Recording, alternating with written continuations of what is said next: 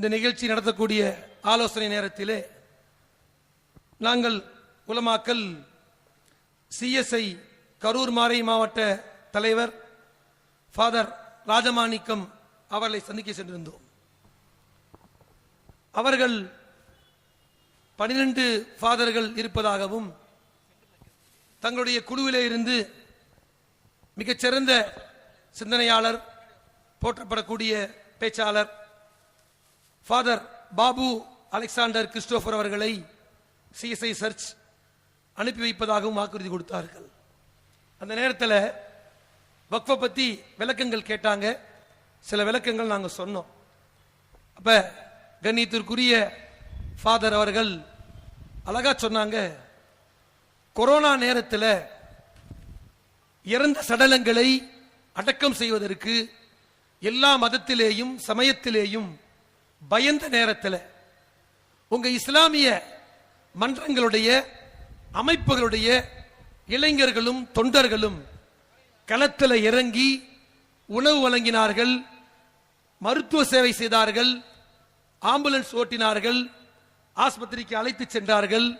எல்லாவற்றையும் தாண்டி கொரோனா சடலத்தை தொட்டால் என்னுடைய உயிரும் உறுதி அல்ல என்ற நிலையிலே இந்திய இளைஞர்களும் மக்களும் அந்த சடலங்களை ஒதுக்கிய நேரங்களிலே இஸ்லாமிய அமைப்புடைய நற்பணி மன்றங்களுடைய இளைஞர்களும் இஸ்லாமிய பொதுமக்களும் அனைத்து சமயங்களுடைய சடலங்களை தைரியமாக அடக்கினார்கள், சேவை செஞ்சாங்க. அதை சொல்லிட்டு அவர் சொன்னாரு, ஃபாதர் இதெல்லாம் செஞ்சவங்க மற்றவங்களுக்கே சேவை செய்யறவங்க தங்க சொத்தை பாதுகாக்க தெரியாதா அவங்களுக்கு? கவர்மெண்ட் வந்து ஒரு சட்டம் போட்டு இந்த மத்திய அரசு உங்கள்ட்ட இருந்தா பாதுகாப்பு இல்ல, நாங்க இதை பாதுகாக்கிறோம், வளர்ச்சியடை வைக்கிறோங்கிறது எவ்வளவு பெரிய பொய். அவங்களுக்கு மற்ற சமுதாயத்துக்கு சேவை செய்யவர்கள் தங்க சமுதாயத்துக்கு சேவை செய்ய தெரியாதா? எனவே நாம் எல்லோரும் ஒன்று சேர்ந்து இந்த மத்திய அரசுடைய வெறுப்பு அரசியலை, தவறான போக்கை கண்டிக்க வேண்டும். முழு இந்தியாவின் அனைத்து கிறிஸ்தவர்களும் நாங்கள் உங்களோடு கைகோர்க்கிறோம். பல வேலைகளுக்கு மத்தியில் அவசியம் இந்த நிகழ்ச்சியிலே கலந்து கொண்டு சொல்லிட்டு சகோதரர் நம்முடைய ஃபாதர் பாபு அலெக்சாண்டர் கிறிஸ்டோபர் அவர்கள் சிஎஸ்ஐ சர்ச் காந்தி கிராமம் வந்திருக்கிறாங்க. அவர்களை உரை நிகழ்த்த அன்போடு அழைக்கின்றேன்.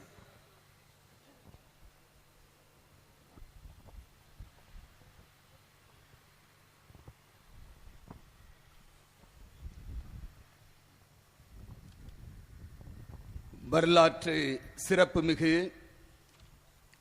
இந்த கூட்டத்திலே வக்ஃப் வாரிய திருத்த சட்டத்தை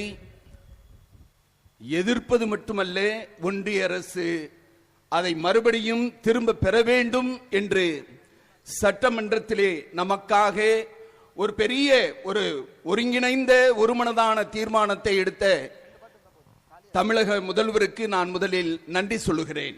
அது மட்டுமல்ல,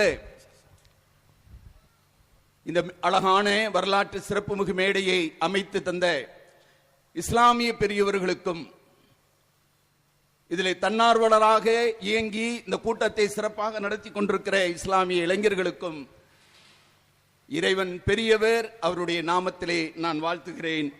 உங்களோடு ஒரு சில நிமிடங்கள் இந்த வக்ஃப் வாரிய உங்கள் எல்லோருக்கும் தெரியும், அதை பற்றி என்னுடைய சிந்தனையை முன்வைக்க எனக்கு தந்த இந்த வாய்ப்புக்காக நான் இறைவனுக்கு நன்றி சொல்லுகிறேன்.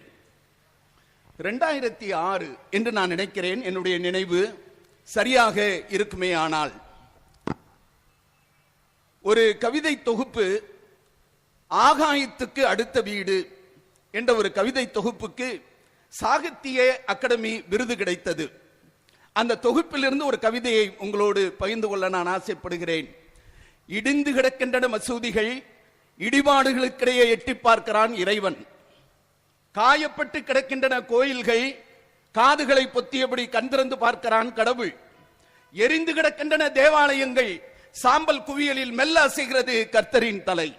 வேடிக்கை பார்த்து கொண்டிருக்கும் கூட்டத்தை பார்த்து மூவரும் ஒரே ஒரு கேள்வியை கேட்கிறார்கள், உங்களில் யாராவது ஒரு மனிதன் இருந்தால் வரச் சொல்லுங்கள், நாங்கள் மூவரும் உயிர் தெழுகிறோம். இந்த கவிதையை எழுதியவர் மு மேத்தா. 2004 நான் நினைக்கிறேன் 2006 அதே கவிதை தொகுப்பிலே மு மேத்தா எழுதுகிறார், விருட்டென்று வீதிக்குள் யானைகள் சென்றன வந்தன, வீதிகள் அமைதியாக இருந்தது, சில மனிதர்கள் புகுந்தனர் வந்தனர், வீடுகள் தோறும் கிடந்தது பிணங்கள், மதம் யானைக்கா மனிதனுக்கா? இதே இந்த இரண்டு கவிதைகளையும் நான் எப்பொழுது நம்மை ஆண்டு கொண்டிருக்கிற ஒன்றிய அரசின் பார்வைக்கு நான் முன்வைக்க விரும்புகிறேன்.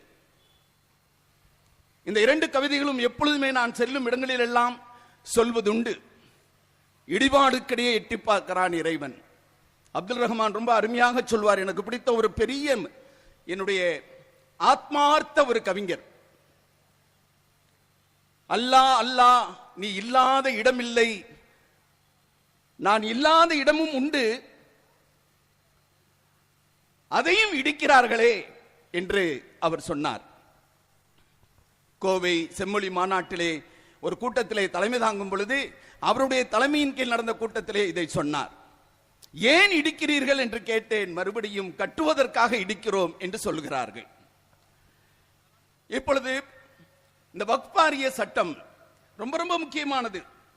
நான் புரிந்து கொண்ட அளவில் இஸ்லாமிய மதத்தின் மீது நம்பிக்கை கொண்டவர்களால் அல்லாஹ்வின் பெயரால் சேவை நோக்கங்களுக்கு நன்கொடையாக வழங்கப்பட்ட ஒன்று.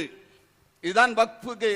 அது ஒரு அரபிக் மொழியிலிருந்து வரப்பட்ட அந்த வார்த்தை. அந்த வார்த்தையினுடைய உள்ளீடு அர்த்தம் எது என்று சொன்னால், இந்த வக்ஃப் அமைப்புக்கு, அசையும் அசையா சொத்துக்களுக்கு எந்த மனிதர்களும் முதலாளி அல்ல, அல்லாஹ் ஒருவர்தான் முதலாளி. நாரே தக்பீர். அல்லாஹ் ஒருவரே முதலாளி. நாரே தக்பீர். இந்த அல்லாஹ்வின் பெயரில் நம்பிக்கையோடு தரப்பட்ட அந்த சொத்துக்கள் அனைத்தும் ஏதோ மசீதுகளுக்கு மட்டுமல்ல, மதராஸ் பள்ளிகளுக்கும் கல்வி நிறுவனங்களுக்கும் ஏழைகளுக்கும் விதவைகளுக்கும் ஆதரவற்ற குழந்தைகளுக்கும் சேவை செய்கின்ற ஒரு உயரிய நோக்கத்திற்காக தொடங்கப்பட்டதுதான் இந்த வக்ஃப் வாரியம். நாரே தக்பீர். நாரே தக்பீர். இந்த வக்ஃப் வாரிய அமைப்பை நிர்வகிப்பதற்கும் பாதுகாப்பதற்கும் அந்த அமைப்பில் யார் இருக்க முடியும்? கிறிஸ்தவர்களா இருக்க முடியும்? எனக்கு குர்ஆனை பற்றி என்ன தெரியும்? அல்லது இந்துக்கள் இருக்க முடியுமா? நமக்கு பகவத்கீதை தெரியாது, அவர்களுக்கும் குர்ஆன் தெரிவதற்கு வாய்ப்பில்லை. காரணம், குர்ஆன் மீது நான் சரியாக சொல்வதாக இருந்தால் அல்பரா பாகம் அத்தியாயம் 2 அதிலிருந்து நான் அப்படியே குர்ஆனிலிருந்து நான் வாசிக்கிறேன். 261வது வார்த்தை, அல்லாஹ்வுடைய வழியில் தங்கள் பொருள்களை செலவழிப்பவர்களின் செலவுக்கு ஓமானம் ஒரு தானிய விதையை பயிரிடுவது போன்றதாகும். அதிலிருந்து 7 கதிர்கள் முளைக்கின்றன, ஒவ்வொரு கதிரும் 100 தானிய மணிகளை கொண்டது. அல்லாஹு தான் நாடுவோருக்கு பன்மடங்கு நன்மையை செய்கிறார். மேலும் அல்லாஹு அதிக அதிகம் வழங்குபவனும் யாவற்றையும் நன்கு அறிவோனுமாய் இருக்கிறான். எவர்கள் அல்லாஹ்வுடைய வழியில் தங்கள் பொருள்களை செலவு செய்து பின்னர் அதை தொடர்ந்து செலவு செய்ததை சுட்டிக்காட்டி பேசாமலும் புண்பட செய்யாமல் இருக்கிறார்களோ அவர்களுக்கு உரிய நற்கூலி அவர்களின் அதிபதியிடம் இருக்கிறது. நான் நினைக்கிறேன் இப்படி ஒரு நல்ல வசனம் நான் அறிந்தவரை கிறிஸ்தவ திருமறையிலும் இல்லை. கிறிஸ்தவ திருமறையில் இருக்கிறது, வலதுகை செய்வதை இடதுகைக்கு தெரியக்கூடாது என்று சொல்லி. இந்த வக்ஃப் வாரிய சட்டத்திற்கு தரப்படுகிற நன்கொடையாக தரப்படுகிற அசையும் சொத்துக்கள் யார் தந்தார்கள் என்பது கூட தெரியக்கூடாதாம். அல்லாஹ் அதைத்தான் சொல்லுகிறார். இதை குறித்து நீ வெளியே பேச வேண்டாம், அது உனக்கும் அல்லாஹ்வுக்கும் இடையே இருக்கின்ற ஒப்பந்தம், யாருக்கும் தெரிய வேண்டாம், எந்த பெருமையும் நீ பட்டுக்கொள்ள வேண்டாம். அப்படி ஒரு உயரிய நோக்கத்திற்கு தியாக உள்ளத்தோடு தரப்பட்ட அசையும் அசையா சொத்துக்களில் அதை நிர்வகிப்பதற்கும் பாதுகாப்பதற்கும் இஸ்லாமியர்கள் அல்லாத சிலரை நாங்கள் நியமிப்போம் என்று சொல்வது நமக்கான அநீதி மட்டுமல்ல, இது இந்திய அரசியலமைப்பு சட்டத்தின் மீது தொடுக்கப்படுகிற ஒரு பெரிய அச்சுறுத்தல். நாரே தக்பீர். இது நம்முடைய அரசியலமைப்பு சட்டத்திற்கு விடுக்கப்பட்ட மிகப்பெரிய சவால். நாரே தக்பீர். ஆகையால் நான் இதை இந்த இடத்திலே நான் சொல்லிக்கொள்ள விரும்புவது, இது ஏதோ இஸ்லாமியர்களுடைய பிரச்சனை என்பது அல்ல, இது சக மனிதனின் பிரச்சனை, சக மனிதன் மீது கொள்ளுகிற அக்கறை. ஆம், இங்கே இந்துக்களையும் இஸ்லாமியர்களையும் பிரித்தெடுத்து இஸ்லாமியர்களை துருவப்படுத்தி போலரைசேஷன், அவர்களை தனிமைப்படுத்தி பெரும்பான்மையாக வாழும் இந்துக்களுக்கு எதிராக நம்மை எதிரிகளாக மாற்றுகிறார்களே, அந்த ஒரே ஒரு சதிதான் இவர்கள் அரியணையிலே அமர்ந்ததற்கு மிக முக்கியமான ஒரு காரணம். அவர்கள் எந்த மாநிலத்துக்கு போகிறார்களோ, எந்த இடத்துக்கு போகிறார்களோ, அந்த இடங்களிலெல்லாம் மதத்தை கையில் எடுத்து மக்களை பிரித்து ஒரு சில சிறுபான்மை மக்களை பெரும்பான்மை சமூகத்துக்கு எதிரியாக சித்தரிப்பதுதான் இவர்களுடைய பரப்புரை, இவர்களுடைய வேலை.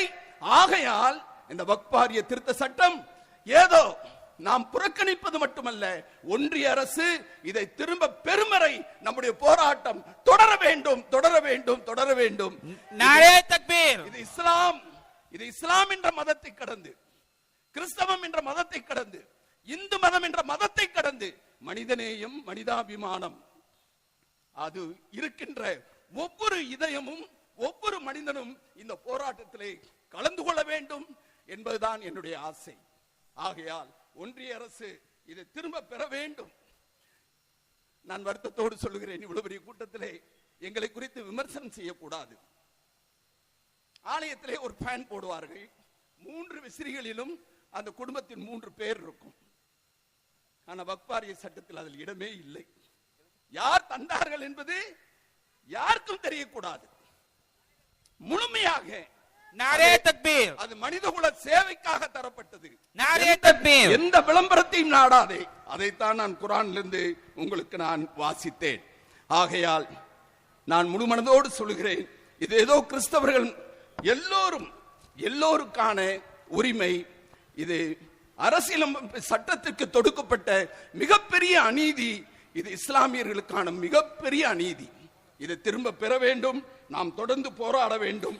नारे तकबीर. கூடாது. எல்லோருக்கும் இறைவன் பெரியவர் என்ற பெயரில் நான் வாழ்த்துக்களை தெரிவித்துக் கொள்கிறேன். நன்றி. नारे तकबीर. नारे तकबीर. नारे तकबीर.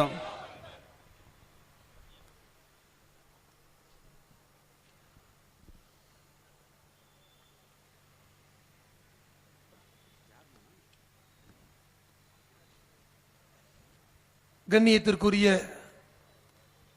ஃபாதர் பாபு அலெக்சாண்டர் அவர்களுக்கு நன்றிகள் பல கோடி. உண்மையை உணர்வுபூர்வமாக நமக்கெல்லாம் குர்ஆனிலே இருந்தும் நாம் அறியாத பல விஷயங்களை தங்களுடைய பாணியிலே அழகாக விளக்கமளித்து நமக்கெல்லாம் நம்பிக்கையூட்டி சென்றிருக்கிறார்கள். எல்லா காலங்களிலேயும் நம்முடைய கிறிஸ்துவ சகோதரர்களுக்கும் இந்து சகோதரர்களுக்கும் எல்லா நலவுகளுக்கும் நாமும் தோள் கொடுப்போம் என்று இந்த நேரத்திலே